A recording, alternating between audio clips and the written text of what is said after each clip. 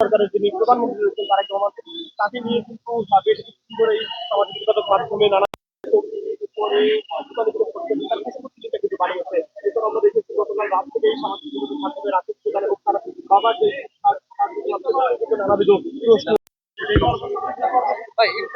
ভাই ওটা একটু সেলফি করতে পারেন একটু তাহলে। এটা তো স্টাফলার, ওই স্টাফলার না, ওই উপরে পিন না হলে ঢুকা যায়।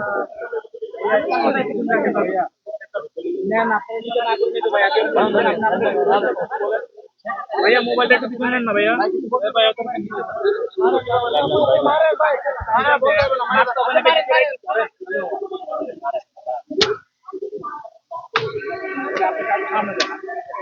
আমরা একটু আপনার কাছ থেকে জানতে চাই, মূলত দেখলাম যে রাশেদ প্রধানের ছবির উপরে যে আপনি জুতা নিক্ষেপ করলেন, আসলে কি কারণে?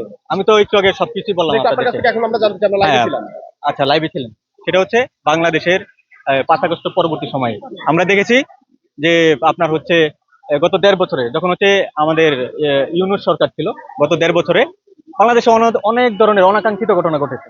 হ্যাঁ, মব কালচারের মতো ঘটনা ঘটেছে বিভিন্ন জায়গায়।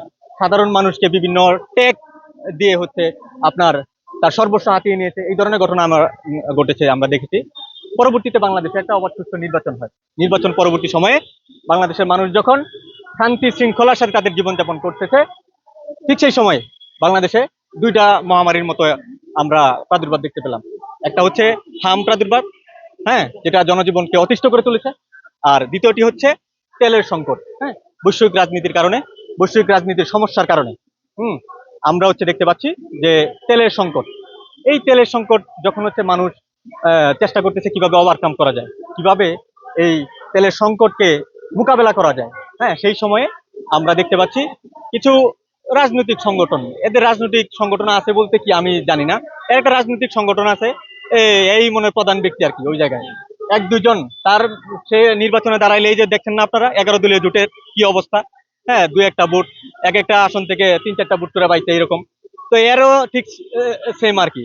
71-এর পূর্ববর্তী সময় থেকে তার বাপ এবং 71-এর পরবর্তী সময় সে, হ্যাঁ, বাংলাদেশের গণ অভ্যুত্থান থেকে শুরু করে বাংলাদেশের বিভিন্ন কালচারাল বিষয়ে তার কি অবদান আছে সেটা আমরা জানি না, বাংলার মানুষও জানে না। আমি যেহেতু জানি না, তাহলে মানুষ তো জানবেই না, স্বাভাবিক।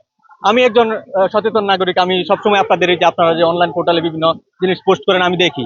হ্যাঁ, সুতরাং তার এই বিষয়গুলো উঠে আসে না। তো সে সমসাময়িক এই জিনিসগুলাকে অস্থির করার জন্য, সমসাময়িক এই বিষয় ছবির জিনিসগুলাকে অস্থির করে তোলার জন্য মানুষের ভিতরে একটা এই অস্থিতিশীল অবস্থা বিরাজ করার জন্য সে কি করছে, একটা কটূক্তি করছে, যাতে হচ্ছে বিরোধী দল, যা বাংলাদেশের যে ক্ষমতাসীন দল আছে সেই দল যেন তাকে আক্রমণ করে। আসলে সে কি ক্ষমতাসীন দলে আক্রমণের যোগ্য?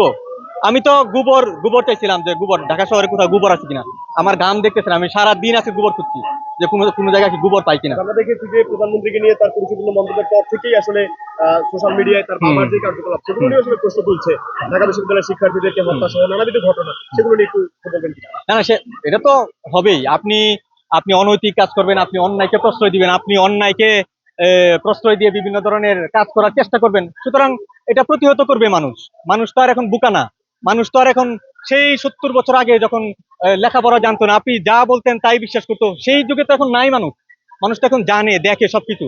71 পরবর্তী সময়ে বাংলাদেশে যখন আপনার বায়োজ্যেষ্ঠ রাজনীতিবিদদেরকে আপনারা আপনার হচ্ছে লাঞ্ছিত করেন, তাদের মুক্তিযোদ্ধাদেরকে আপনার রাজাকারের নাতিপুতিরা লাঞ্ছিত করেন, তখন মানুষ তো এই জিনিসগুলো সহ্য করবে না। আপনার এখন পর্যন্ত আপনি বাংলা কথা বলতেছেন, আমি বাংলা কথা বলতেছি। আমার দেশের নাম হচ্ছে বাংলাদেশ। হ্যাঁ, তো আমার নাম কায়েস আফরাদ। ঠিক আছে, ধন্যবাদ ভাই। আমরা